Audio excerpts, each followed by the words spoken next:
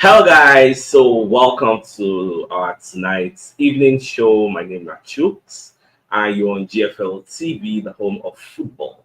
So if today is the first time you see our program, for you to bring you the latest Arsenal news updates as they drop all over the world. So for now, we'll start with our latest evening news. All right, so Thomas Partey, maybe one of the Arsenal players, so Baba can come outside the talk say in the very happy for Arsenal.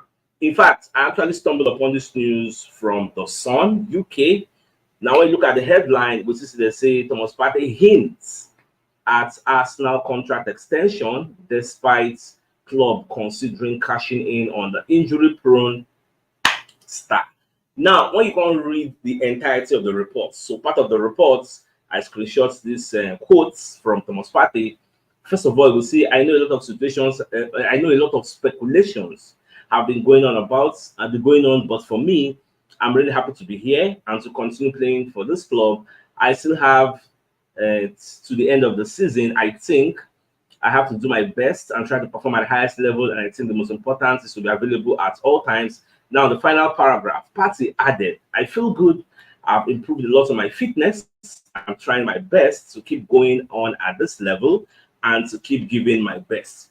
Now, from what Partey they talk, he loves to stay at Arsenal. He will prefer me than give him a contract extension. Partey is 30 years old. But the problem is not Partey's playing style. We all know Partey is a very good player. Like, nobody doubts that one. But where we have an issue is his fitness, injury record. How many times he don't play for us this season? Partey never played up to 10 times for us this season. From injury, apart from the first 4 games or thereabouts, the just go injury, lengthy one. Before the injury go heal, we hear one complication come out, then enter another injury. So that is our own reservation.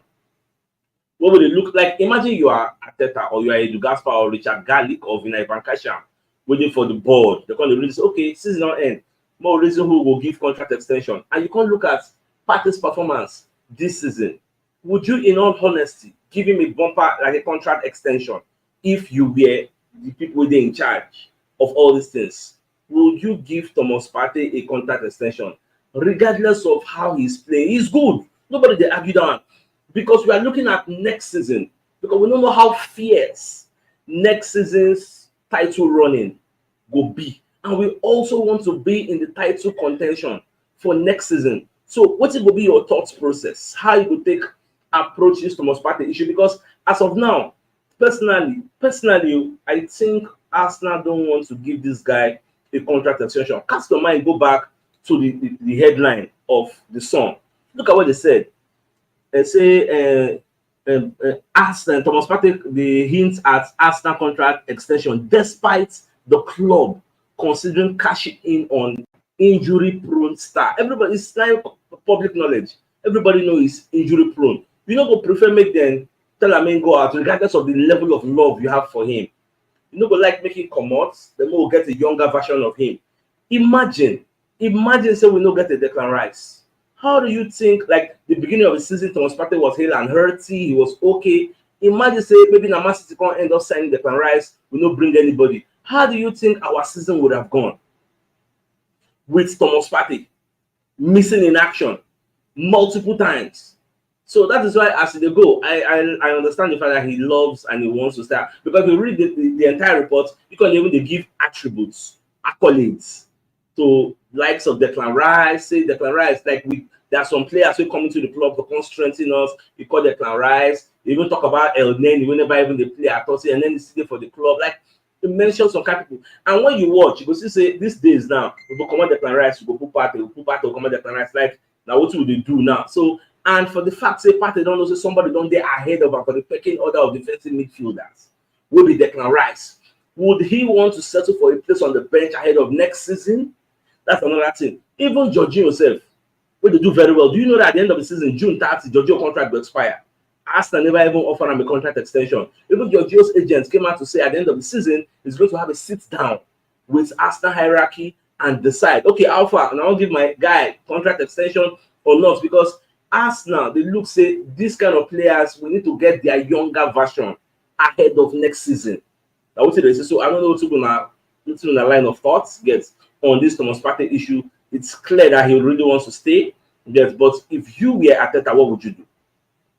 That's just what I say. Make I ask now. Let me know your thoughts in the comment section. Now, moving on. So, William Gallas will be one of the former Arsenal players, turned pundits. But back on the talk, say signing Mudryk from Chelsea will actually help Arsenal win the title next season, because Mudryk is going to be coming to act as a cover for our wingers. And Mudryk is one of the fastest players in world football today. So, if Arsenal fit bring in Mudryk, say it will go a very, very long way. So actually helping us. Now, not be only Gallas, even they share this opinion on Mudryk. Do you know that Emmanuel Petit, who's one of the Arsenal legends, himself they of the opinion say Mudryk could still join Arsenal because Arteta loves him. So despite the fact they don't go join Chelsea, and for the Chelsea when you even join himself, you know really they get the best of time. So you know really they work for and there. So Arsenal could also come in and salvage him from the situation at Chelsea. Now that move we moved there is a big mistake, even though you know won't admit. But I'm not saying they regret saying do mistake. Because Chelsea are not fighting for anything. They just did there. They're just a mid-table team.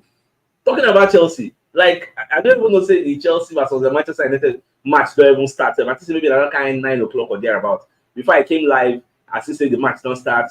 Back, under 10 minutes, just don't bust net. Just the lead Manchester United 1-0. This is against what me I prefer. I would like make Manchester United win. But somebody called the time say, you don't know, say if Chelsea beats Manchester United, the next match man you go, the man would like to lose back to back. Well, maybe that analogy would fly, but I would have preferred Manchester United beat Chelsea to have a very strong incentive, because that Champions League loss, that fifth, you go there for their front. So if they could beat Chelsea, then they will try to beat Liverpool, at least get the points against Liverpool, so that their hope of going to Champions League will they alive. But what do I know? Everybody get their own choice. Liverpool, they talk say go close the gap for the goal difference we'll get. Liverpool actually getting it tough against Sheffield United. First half, Darwin Núñez bust net, under 17 minutes, don't score. Then I just say, they don't open the scoring, say now they're going to bust net. No, first half don't finish. Before I came live, first half don't finish. Now 1-0 don't end. So I never know how second half will be. I know so we will gap them with like 8 goal difference. So -1, I don't be 7. So at the end of the day, I don't know whether they will still score 4-0. But anything can happen for the second half, but we'll just do it. And who says Sheffield United cannot even give one back? Like, even though they're there for 20 for table, but we'll just write them off. They still get a lot to prove. All right, so away from that, now the Mirror they put out a report about Odegaard and what Arteta is saying about Odegaard. Now the title goes to us. Mikel Arteta singles out Arsenal star who is setting standards in the dressing room. And when you read the report, actually, we say Arteta is single out Odegaard because the players in Arsenal in the dressing room, they actually love, support him, and they follow him because he's a very, very good leader. Odegaard is not the most vocal of captains. He's not the type of Roy Keane them. You know, be the type of Declan Rice, you get, or maybe Granit Xhaka, or get, or people will say that they sabi talk. No, you know, not making the perform for the field of play, give assists, score goals, start to score the first goal of the match, because you see, to score the first goal in every game, that one they did very, very difficult, and Odegaard helps us to do these things. So now part of the team we make the players actually love and respect him. And when you now remember, say no be players even vote for Odegaard. Now Arteta himself say, okay, this time around I don't let you the vote. The people when I vote, now they use favoritism, now they use merit. So when I vote for, you know, they work out, get all those Aubameyang there, all those people that they give, we know what time again. So I'm choosing this young man, let him be our captain. And since when Arteta choose him, it has been going fantastically well. It gets so everything will go well. Don't get some vice captains. But they also help them. And we know that at Arsenal, there's a leadership group. Like if the collective decides, okay, we want to do something, and we need to let the manager know, they will tell the leadership group, who can go meet Arteta, say, Baba, see what's in the camp, the talk, or see what we need. Maybe this AC, we don't want to put another one. No, anything that will make the club, they move forward, they're going to let Arteta they know. Now, moving forward, so Ben Foster, himself, come aside, come the talk, says, Saliba reminds him of, let me read the title of the story. He reminds me a little bit of Virgil van Dijk, Ben Foster compares Arsenal star to Liverpool skipper, says Gunners player is the full package, and this is coming from Sportscader. Now, then put out this story. Now, what Ben Foster is saying is the way Saliba reads the game. So the guy, he has everything you want in the centre back. Is it height? Is it speed? Is it strength? Like, what do you define? Is it emotional intelligence? Like, is it controlled aggressive levels? Whatever you want. And they can't put out one statistics for this story. When I read the entirety of the report, I can't find and say Saliba at 23 years this season has kept 17 clean sheets in 41 games in all competition. Then Virgil van Dijk at 32 has kept 11 clean sheets in 39 games. Now, when people compare the likes of Saliba and Virgil van Dijk, don't forget, say, the age difference. We're talking about one person with 32 and the other one with 23. More than 10 years. Don't they in between them? Or 9 years. You get? Now, by the time when Saliba will come reach Virgil van Dijk age, even before he reach that age, maybe when he went like 26, 27, call enter peak, call the drink peak milk. That time, that would be bad, get. Because look at the match he played last. Saliba was not dribbled, not last. The one played against Manchester City. He was not dribbled once. You know what that means? Like, nobody, 1v1, anybody. That is why most times when we attack in numbers, and we leave who at the back? We leave William Saliba, because even if there's a counter-attack, he has the pace to actually track back and make sure, say, he hold the fort. Say the opposition no go fit do anything. So that's why when Ben Foster is coming out to praise William Saliba, I did very, very happy also. Say, yes, Saliba is enjoying all the spotlight. Yes, but don't forget, say, somebody the way they make Saliba become Saliba or regardless, they there. Now, the London Evening Standard also did a report from Zinchenko, where Zinchenko they talk say Arsenal title belief has been fueled by Manchester City draw. Now, when you read this report, this particular report from the London Evening Standard, what Zinchenko is actually trying to say is the fact that for the fact, say, we go for that Man City get a 0-0 draw, Man City could not beat us. And when you cast your mind back, you go realize we don't play Man City 2 times this season. We collected 4 points out of a possible 6, and we did the same thing to Liverpool. Out of 6 points, we collected 4. Now, this has given us the confidence that we are ready to actually win the league title. And not just the league title, we are ready to compete with any top team in the world. Yes, this is like a preparation for the match against the Bavarians, who will play against Bayern Munich at the Emirates Stadium. Because if you can play so well against Liverpool and play so well against Manchester City, who again for this world you want the fear? Which attack are they hotter than Eliana? We played 3 times against us, no see one shot on goal. Like, mention the name of that.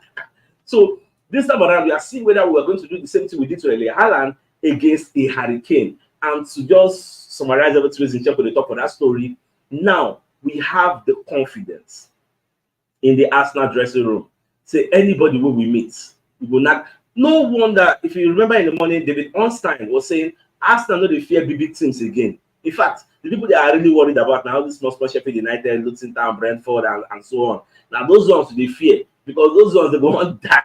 And they go like just like everybody expects you to beat them. So the figures won't surprise you. But the big teams, like, we are always ready for war. Anytime we meet all those big teams, but it is what it is. I just have to say our players have this type of mindset and mentality, the mentality to win. So that one said they give me joy. Now, moving on to Nigel Winterburn, who will be one of the Arsenal legends. So he did an exclusive story with Tribal Football. So Babaka the Talk said the Deschamps' comments on Arsenal defender William Saliba is very, very difficult to understand. Like how, like the Deschamps don't make another comment again. I forgot to put the screenshots. So for that comment, Babaka the Talk said he don't understand how Saliba take the starts for Arsenal. That Saliba is being given the lead role because there's something he's not seeing from Saliba, or if you like, I may say maybe he don't really like Saliba's pattern of defending. Or I think it is high time the manager comes out to tell everybody the truth. Say, I prefer Dayot Upamecano and Ibrahim Konate and Benjamin Pavard ahead of Saliba.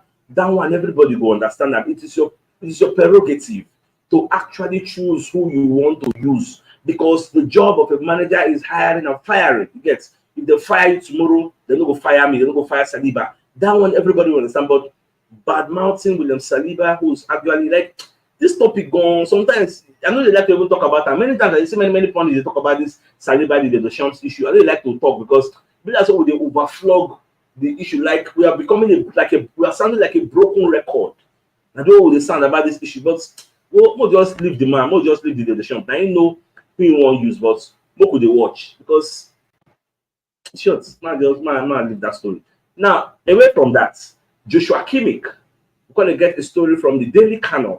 Where they let us know, say, Bayern Munich, Joshua Kimmich is considering Arsenal transfer. Yes. Now, when you read the report, you can find out, say, no be only Arsenal, the guy they consider. The guy they consider Man City, Liverpool, Real Madrid, and Barcelona. 5 clubs for a horizon where the reason saying would like to play for. Because at the end of the season, he's going to have 1 year left on his contract. So it'll give Bayern their own ultimatum. Say, before I go Bayern, they shove a contract extension for in front. They say, no, before I sign this contract, I need to know who is going to be the next coach of Bayern. Meanwhile, I'm looking at my options out there. Let me see if I'm going to get greener pastures elsewhere. So these are some of the situations where they happen. So at this moment, I think Manchester United and Chelsea, they play 1-0. The Liverpool and Sheffield United second half don't start. Nasty 1-0. So I think I can give an update because after this live update, I'll go watch the Chelsea Man U match, see whether Man U will equalize and win the game. All right, so the biggest news of the night is the fact that Thomas Partey, who is an Arsenal player, is saying he's really, really happy at Arsenal. He would prefer Arsenal give him a bumper contract extension. In fact, we saw this report from The Sun, where they talk to Thomas Partey hints at Arsenal contract extension despite club considering cashing in on injury-prone player. Now, when you can read further down the report, I did the screenshots, and there were some quotations of what Thomas Partey talk. So the first paragraph, I know a lot of speculations have been going on, but for me, I'm really happy to be here and to continue playing for this club. I still have to the end of the season, I think.